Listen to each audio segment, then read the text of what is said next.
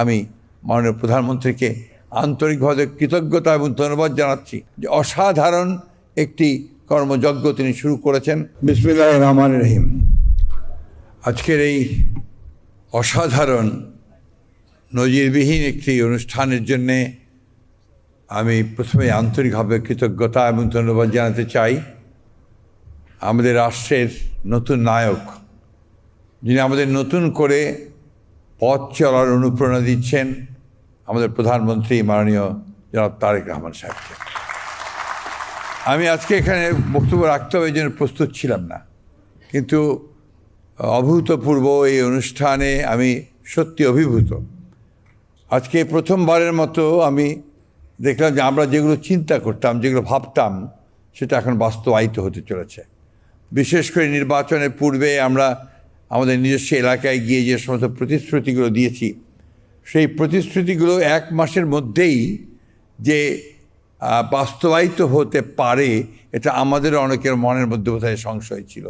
আমি আবারও তাকে আন্তরিক ধন্যবাদ জানাতে চাই এবং আমার শুধু নয়, গোটা বাংলাদেশের মানুষের আস্থা আরও বেড়ে গেল আজ থেকে, যে যত প্রতিশ্রুতি শুধু নয়, বাংলাদেশকে সত্যিকার অর্থেই একটি অসাম্প্রদায়িক বাংলাদেশকে, একটি প্রগতিশীল বাংলাদেশকে, একটি সমৃদ্ধ বাংলাদেশ হিসেবে গড়ে তুলতে আমাদের নেতা সঠিকভাবেই নেতৃত্ব দেবেন।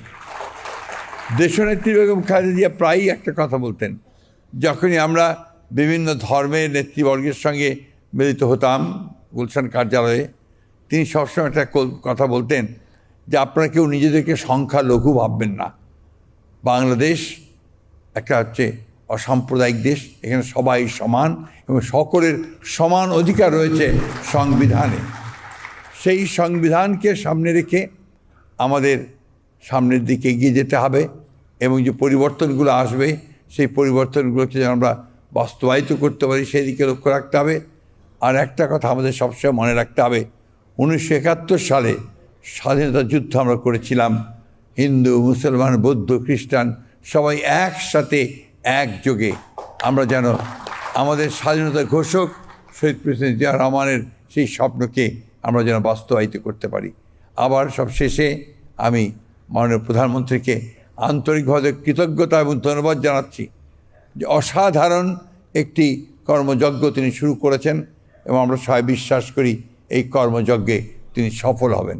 ধন্যবাদ সকলকে। আসসালামু আলাইকুম।